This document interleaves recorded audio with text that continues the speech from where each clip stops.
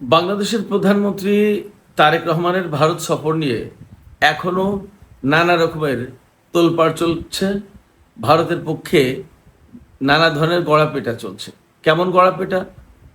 ভারতের কোনো মিডিয়া খবর দিচ্ছে 23 থেকে 25 তারিখ পর্যন্ত ভারত সফর করবেন বাংলাদেশের প্রধানমন্ত্রী তারেক রহমান। আবার ওপাশে ভারতের কোনো সাংবাদিক এমন হুমকি দিচ্ছেন যে এর আগে ভারতের বিরোধিতা যে সমস্ত প্রেসিডেন্ট করেছেন, তারা জীবন দিয়েছেন, তারেক রহমানও জীবন দেবেন। খুবই ডেঞ্জারাস হুমকি, এটা খুবই ভয়ঙ্কর, খুবই নিন্দার যোগ্য হুমকি। ভারত কেন এত মরিয়া বাংলাদেশের প্রধানমন্ত্রী তারেক রহমানের সফরের ব্যাপারে? তারা আসলে চায় কি? তার যে বড় কথা, বাংলাদেশের প্রধানমন্ত্রী তারেক রহমান যদি ভারত সফরে যান, কোন এজেন্ডা নিয়ে যাবেন তিনি, এবং তার সেই এজেন্ডার বিপরীতে ভারতের অবস্থান হবেটা কি? ভারত কোন অবস্থানে থাকবেন? বাংলাদেশের চাওয়া পাওয়া প্রত্যাশা যদি পূরণ করতে না পারে, তাহলে ভারতের সাথে বাংলাদেশের বর্তমান যে সম্পর্কে টানাপোড়েন চলছে, এই টানাপোড়েনের কোনো অবসান হবে? এর কোনো ইতিবাচক সমাধান হবে? নাকি দুই দেশের সম্পর্ক প্রচণ্ড খারাপ হবে এবং বাংলাদেশ এরই মধ্যে মক্কা জোটে যোগ দেবে? ভারত তখন আরও দুশ্চিন্তায় পড়বে। সুপ্রিয় দর্শক, আসসালামু আলাইকুম। আপনাদের সবাইকে টক উইথ সিরাজ ইনসাইটের আজকের আলোচনায় স্বাগত জানাচ্ছি। আমি সিরাজুল ইসলাম।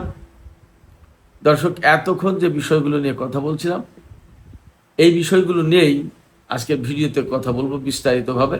আশা করছি আপনারা শেষ পর্যন্ত সঙ্গে থাকবেন। আর ভিডিও যদি ভালো লাগে তাহলে লাইক, কমেন্ট, শেয়ার করবেন এবং চ্যানেলটি সাবস্ক্রাইব করে সাথে থাকবেন। বিস্তারিত আলোচনায় যাওয়ার আগে আমি আর একটা ছোট্ট পয়েন্ট বুঝিয়ে দিয়ে তারপরে বিস্তারিত আলোচনায় প্রবেশ করব। সেটি হচ্ছে, বাংলাদেশের 23তম প্রেসিডেন্ট হিসেবে, রাষ্ট্রপতি হিসেবে শপথ নিয়েছেন বিএনপির সাবেক মহাসচিব মির্জা ফখরুল ইসলাম আলমগীর। মির্জা ফখরুল ইসলাম আলমগীর প্রেসিডেন্ট হবেন, এই বিষয়েও নাকি ভারতের অস্বস্তি ছিল। সেই অস্বস্তির কারণ কি, আমরা সেটাও খুলে বলার চেষ্টা করব। চলুন দর্শক, আমরা বিস্তারিত আলোচনা করি। বাংলাদেশের প্রধানমন্ত্রী তারেক রহমান ভারত সফরে যাবেন, এটা বাংলাদেশের যেমন প্রয়োজন, হয়তো ভারতের তেমন প্রয়োজন। কিন্তু ভারতের পক্ষ থেকে এমনভাবে চাপ সৃষ্টি করা হয়েছে, সরকারের পক্ষ থেকে, কূটনৈতিক মহল থেকে, গণমাধ্যমের পক্ষ থেকে এবং তাদের জননাগরিক বা সামাজিক মাধ্যমের পক্ষ থেকেও এই চাপ সৃষ্টি করা হয়েছে। যেমন হিন্দুস্তান টাইমস, ইন্ডিয়া টুডে, এই সমস্ত পত্রিকায় খবর দিচ্ছে বাংলাদেশের প্রধানমন্ত্রী তারেক রহমান 23 থেকে 25 আগস্ট, অর্থাৎ আর 2 দিন পরেই তিনি ভারত সফরে যাবেন এবং 23 থেকে 25 আগস্ট পর্যন্ত ভারত সফর করবেন। এমনকি ভারতের পক্ষ থেকে, সরকারের পক্ষ থেকে এমন বিজ্ঞপ্তি পর্যন্ত প্রকাশ করা হয়েছিল, ভারতের রাষ্ট্রপতি ভবনের চেঞ্জ অফ গার্ড এটা পরিবর্তন করা হবে না। অর্থাৎ এমন একটা অবস্থা যেন বাংলাদেশের প্রধানমন্ত্রী তারেক রহমান তিনি ভারত সফরে যাচ্ছেন, এ ব্যাপারে সমস্ত সবকিছু সেট হয়ে গেছে। টাইম শিডিউল, সফর সূচি, এভরিথিং ডান। জাস্ট তিনি সফরে যাবেন, সফর করবেন, সফর সূচি অনুযায়ী সমস্ত সবকিছু সম্পন্ন হবে। এই নোটিশ প্রকাশের 1 ঘন্টা পরেই সেই নোটিশ প্রত্যাহার করা হয়েছে ভারত সরকারের পক্ষ থেকে। তার মানে বাংলাদেশের প্রধানমন্ত্রী ভারত সফরে যাচ্ছেন বলে তারা যে একরকমের কনফার্ম খবর দিচ্ছিল বা দাবি করছিল, সেই খবরগুলো সঠিক নয়, সেটা তারা প্রমাণ করে দিলেন। সবচেয়ে বড় প্রশ্ন, বারবার যে প্রশ্ন আসছে এবং আসবে, সেটা হচ্ছে এই যে বাংলাদেশের প্রধানমন্ত্রীর ভারত সফরের ব্যাপারে ভারত এতটা মরিয়া কেন, কি ব্যাপার? এই প্রশ্নের জবাব আমরা কিন্তু বিভিন্নভাবে বিভিন্ন অ্যাঙ্গেল থেকে দেওয়ার চেষ্টা করেছি। তারপরেও ঘুরে ফিরে একই প্রশ্ন আসছে, এত কিছুর পরে ভারত আসলে চায় কি? কেন বাংলাদেশের প্রধানমন্ত্রীকে ভারত এইভাবে তড়িঘড়ি করে, চাপ সৃষ্টি করে, চাপাচাপি করে তাকে সফরে নিতে চায়? এর ভিতরে নানা রকমের কথা আসছে।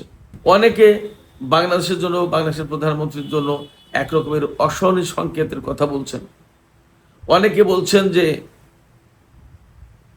তারেক রহমানকে নিয়ে এমনভাবে চাপ সৃষ্টি করতে চান ভারতের প্রধানমন্ত্রী বা ভারতের সরকার, যাতে বিএনপি সরকার আওয়ামী লীগকে বা আওয়ামী লীগের যে সমস্ত লোকজন পালিয়ে ভারতে আশ্রয় নিয়েছে, শেখ হাসিনা সহ তাদেরকে ফেরত আনতে বাধ্য হন, স্বাভাবিক রাজনৈতিক কর্মকাণ্ড করতে দিতে প্রতিশ্রুতি দেন, এরকম নানা বিষয়। কিন্তু আসলে বাস্তবতা কি? এমন কথাও আসছে যে ভারত মক্কা চুক্তির অধীনে, এই যে মক্কা জোট যেটা গঠিত হচ্ছে বা হয়েছে পাকিস্তান, তুরস্ক এবং সৌদি আরবের নেতৃত্বে, এখানে আরও অনেকেই যোগ দেবে, সেই জোটে বাংলাদেশ যদি যোগ দেয় তাহলে ভারতের জন্য সেটা যথেষ্ট উদ্বেগের কারণ বলে মনে করা হচ্ছে। বিভিন্ন বিশ্লেষণে উঠে আসছে ভারত চায় এই জোটে যাতে বাংলাদেশ যোগ না দেয়, এবং একথা কোনোভাবেই অস্বীকার করার কোনো সুযোগ নেই যে এই মক্কা জোট বেসিক্যালি অনেকের স্বার্থের বিরুদ্ধে যাবে, তার ভিতরে ভারতের স্বার্থের বিরুদ্ধে যাওয়ার অবধারিত সম্ভাবনা রয়েছে। তার প্রধান কারণ, এই মক্কা জোটে সৌদি আরব, তুরস্ক এবং পাকিস্তান রয়েছে আপাতত। এর ভেতরে তুরস্ক এবং পাকিস্তান দুটো দেশের সাথেই প্রায় একই রকমের সম্পর্ক খারাপ ভারতের। এই যে আঞ্চলিক সমীকরণ, এবং এই জোট গঠনের পরপরই পাকিস্তান কিন্তু আঞ্চলিক সমীকরণের ক্ষেত্রে, তার পূর্বাঞ্চলীয় সীমান্তের ক্ষেত্রে বা ভূ রাজনীতির নানা হিসাব কিতাবের ব্যাপারে বেশ একটা জোরালো অবস্থানে, শক্ত অবস্থানে চলে গেছে। পাকিস্তান মূলত এতদিন ভারতের বিরুদ্ধে যেভাবে শক্ত অবস্থানে ছিল, এই জোট গঠনের পর তার অবস্থান আরও বেশি শক্ত হয়েছে। যখন ভারতের জন্য এই জোট অ্যাকচুয়ালি একটা মাথা ব্যথার কারণ বা অস্বস্তির কারণ, তখন সেই জোটে যদি বাংলাদেশ যোগ দেয় তাহলে কার্যত ভারত এইভাবেই দেখবে হয়তো যে ৭১ সালের বাংলাদেশ স্বাধীন হওয়ার আগে ভারতের দুই পাশের যেরকম দুটো অস্বস্তির ব্যাপার ছিল, দুই পাকিস্তানের দুই অংশ, তেমনি এই মক্কা জোটে যদি বাংলাদেশ যুক্ত হয় তাহলে ভারত পশ্চিম পাশে পাকিস্তানকে এবং পূর্ব পাশে বাংলাদেশকে দেখবে এই জোটের শরিক দেশ হিসেবে, এবং এই জোটের শরিক হিসেবে ভারতের কাছে বাংলাদেশ, পাকিস্তান দুটোই অস্বস্তির কারণ। এবং সম্ভবত প্রধানমন্ত্রী তারেক রহমানের সরকার এই জোটে যোগ দেবে, সেই ব্যাপারে তারা ইতিবাচক সিদ্ধান্ত নিয়েছে। মোটামুটি আলোচনাটা এইরকম যে মক্কা জোটে যোগ দেওয়ার ব্যবস্থা যেহেতু আছে, দরজা যেহেতু খোলা, এবং আমরা যথেষ্ট ঘনিষ্ঠভাবে সম্পর্ক রাখছি, হয়তো সময়ের ব্যবধানে বাংলাদেশ এই মক্কা জোটে যোগ দেবে। ব্যাপারটা যদি এইরকম হয়, এবং এইরকমই বাংলাদেশের অবস্থান এইরকম অনেকটা, তাহলে ভারতের সেখানে কিছু কথা বলার বা কিছু বিষয় ভাবার আছে। সেই কথাগুলো, সেই ভাবনাগুলো কি জনাব তারেক রহমানকে ভারত সফরে নিয়ে তার সামনে তুলে ধরতে চাই ভারতের সরকার? কোনো সন্দেহ নেই, মক্কা জোট শুধু মধ্যপ্রাচ্য না, দক্ষিণ এশিয়ার রাজনীতির বিরাট সমীকরণ বদলে দেবে। এবং এই মক্কা জোটে যোগ দেওয়ার কারণে পাকিস্তান ভারত সীমান্তে অনেক বেশি শক্তিশালী অবস্থানে চলে যাবে, এবং ক্রমেই দক্ষিণ এশিয়ায় ভারত এক ধরনের একা হয়ে যাচ্ছে, এবং পাকিস্তান সায় সায় করে কূটনৈতিকভাবে ঘুরে দাঁড়াচ্ছে, শক্ত অবস্থানে চলে যাচ্ছে, এবং অনেকের সাথে ইতিবাচক সম্পর্ক তৈরি করছে। এটা ভারতের জন্য খুবই অস্বস্তির কারণ।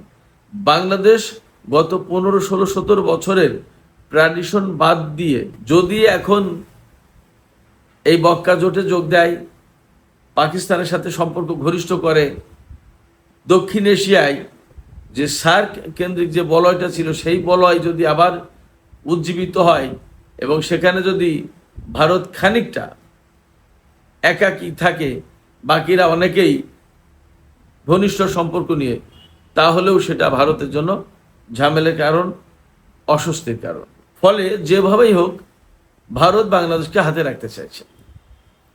এছাড়া ভারতের উত্তর পূর্বাঞ্চলীয় যে 7 রাজ্য, সে সমস্ত হিসাব নিকাশ তো আছেই, চীনের সাথে আলাদা সমীকরণ তো আছেই। সবকিছু মিলে এখানে সবচেয়ে বড় যে বিষয়টা এসে দাঁড়াচ্ছে আমাদের সামনে, তারেক রহমানের সরকার 17ই ফেব্রুয়ারি যাত্রা শুরুর পর এই পর্যন্ত যে স্বাধীন পররাষ্ট্রনীতি অনুসরণের দৃষ্টান্ত স্থাপন করেছে, যেভাবে স্বাধীন নীতি অনুসরণ করছে, এইভাবে স্বাধীন নীতি যদি অনুসরণ করা অব্যাহত রাখে তাহলে সেটা ভারতের জন্য বড় রকমের চ্যালেঞ্জ, বড় রকমের হুমকির কারণ হবে। ভারত চাইছে বাংলাদেশ অনুগত বাংলাদেশ থাকুক, কিন্তু বাংলাদেশ চাইছে নিজের পায়ে শক্তভাবে দাঁড়াতে, ঘুরে দাঁড়াতে। শক্ত পায়ে এবং ঘুরে দাঁড়াতে যদি হয় তাহলে সিদ্ধান্তটা বাংলাদেশের ভূখণ্ডের ভেতরে বাংলাদেশি রাজনীতিবিদদের মাধ্যমে, বাংলাদেশের সরকারের কর্তা ব্যক্তিদের মধ্য থেকেই সিদ্ধান্তগুলো হতে হবে এবং সেইভাবেই সিদ্ধান্ত নেয়ার কাজ অলরেডি শুরু হয়েছে। এটি ভারতের জন্য ঝামেলার কারণ।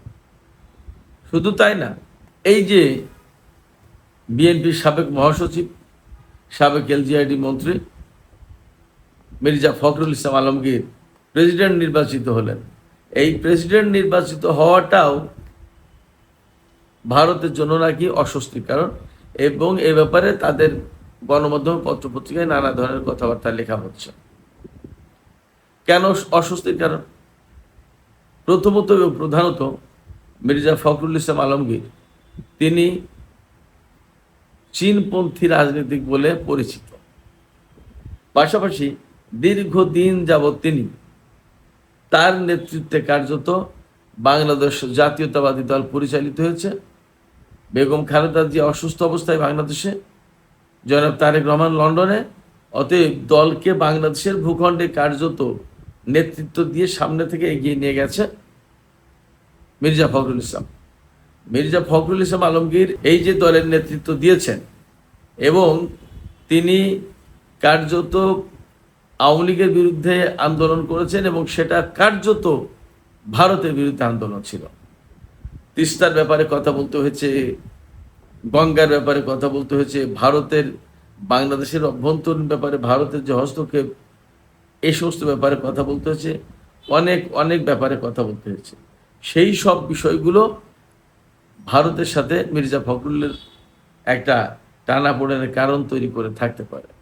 এখন যদি মির্জা ফখরুল ইসলাম রাষ্ট্রের নাম্বার 1 ম্যান হন, রাষ্ট্রের প্রেসিডেন্ট হন এবং তিনি যদি সেই চীনপন্থী ব্যক্তিই থাকেন, তাহলে ভারতের জন্য সেগুলো আসলে অস্বস্তির কারণ। এই আলোচনার সবচেয়ে গুরুত্বপূর্ণ দিক যেটি আমি বলি সেটি হচ্ছে, ধরে নিলাম তারেক রহমান ভারত সফরে গেলেন, তিনি কি কি এজেন্ডা নিয়ে যাবেন এটা যেমন গুরুত্বপূর্ণ, ভারত তার কাছে কি চাইবে সেটা একটা গুরুত্বপূর্ণ। এই জায়গায় আমি সেই পয়েন্টগুলো একটু ছোট্ট করে আলোচনা করি। বাংলাদেশের প্রধানমন্ত্রী ভারত সফরে যখন যাবেন তখন তার প্রধান এজেন্ডা থাকবে, একটা গুরুত্বপূর্ণ এজেন্ডা থাকবে, শেখ হাসিনাকে আইনগত দিক দিয়ে আইনগতভাবে বাংলাদেশের কাছে প্রত্যর্পণ করা। আরও যে সমস্ত পলাতক আসামি রয়েছে আমাদের ওয়ান্টেড, মোস্ট ওয়ান্টেড তালিকায়, তাদেরকে হস্তান্তর করা বাংলাদেশের কাছে। দুই দেশের মধ্যে সম্পর্ক স্বাভাবিক করার প্রশ্ন থাকবে। তারপরে বাণিজ্য এবং সীমান্ত ইস্যু, বাণিজ্য এবং সীমান্ত এই দুই ইস্যুতে আমরা মোটেই স্বস্তির জায়গায় নেই ভারতের সাথে। এই বিষয়গুলো নিয়ে নিশ্চয়ই প্রধানমন্ত্রী আলাপ করতে চাইবেন এবং এগুলোর সমাধান চাইবেন। ভারতের সঙ্গে রাজনৈতিক আস্থা পুনর্নির্মাণ, ভারতের সাথে বাংলাদেশের রাজনৈতিক আস্থা একেবারেই জিরোতে চলে এসেছে বলা যায়। কারণ গত 15, 16, 17 বছর ভারত আওয়ামী লীগকে, শেখ হাসিনাকে এবং শেখ পরিবারকে যেভাবে প্যাট্রোনাইজ করেছে, যেভাবে তারা এই বিষয়গুলোকে হ্যান্ডেল করেছে, তা কোনো মতে বাংলাদেশের জাতীয় স্বার্থের পক্ষে যায় না, কোনো মতেই বিএনপির মতো একটা রাজনৈতিক দলের কাছে গ্রহণযোগ্য হতে পারে না। বেশিরভাগ ক্ষেত্রেই ভারতের পক্ষ থেকে যে কর্মকাণ্ড পরিচালনা করা হয়েছে তা বাংলাদেশের স্বার্থের পরিপন্থী ছিল। এখন এই যে বিষয়গুলো তুলে ধরবেন বাংলাদেশের প্রধানমন্ত্রী তারেক রহমান, ভারত কি এগুলো মেনে নিতে পারবে বা ভারত এগুলোর ব্যাপারে কি বলবে?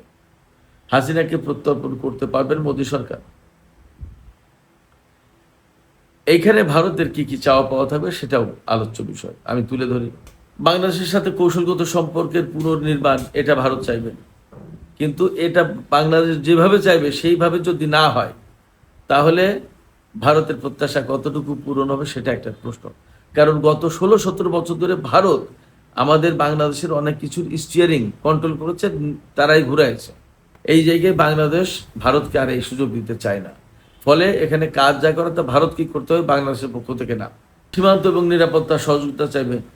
খুবই বাস্তব কথা হচ্ছে, সীমান্তে বাংলাদেশের পক্ষ থেকে তাদের নিরাপত্তার জন্য তো কোনো হুমকি সৃষ্টি করা হয় না, বরং সীমান্ত নিয়ে আমাদের পক্ষ থেকে কোনো রকমের কোনো ঝামেলা নেই।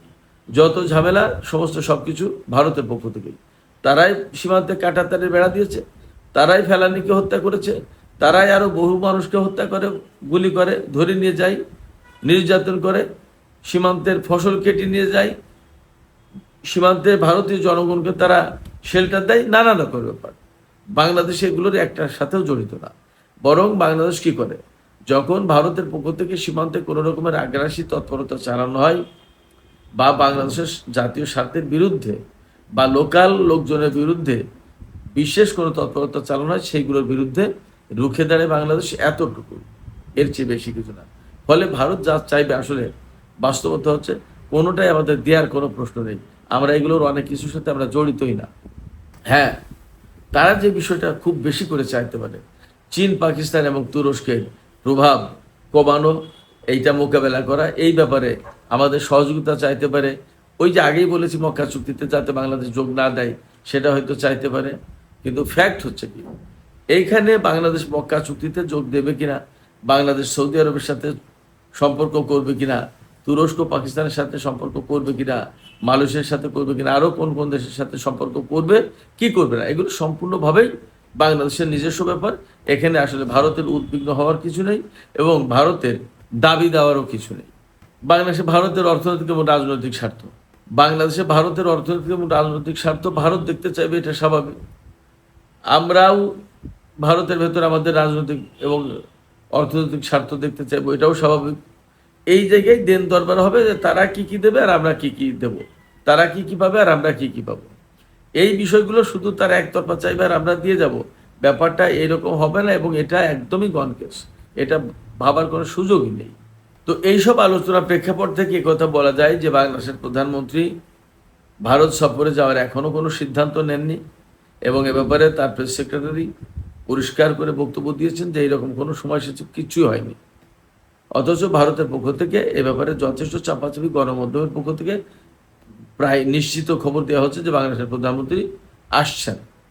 তো এইরকম একটা জায়গা থেকে আমরা যা দেখতে পাচ্ছি তা হচ্ছে বাংলাদেশ সম্মানজনক একটা ট্রিটমেন্ট যদি না পায়, বাংলাদেশ তার দাবি দেওয়া ন্যায্য অধিকার এবং চুক্তির বলে যদি কিছু লোককে প্রত্যার্পণের কোনো নিশ্চয়তা না পায় এবং বাংলাদেশ যদি একদম সৎ প্রতিবেশী সুলভ, সুপ্রতিবেশী সুলভ আচরণ কর্মকাণ্ড যদি না পায়, তাহলে ভারতের সাথে সম্পর্ক বাংলাদেশ সেই মাত্রায় গ্রহণযোগ্য করে তোলার চেষ্টা করবে না যে মাত্রায় ভারত চায়।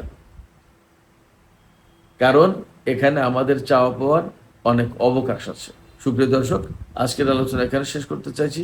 আপনারা সবাই অনেক অনেক ভালো থাকুন। আল্লাহ হাফেজ।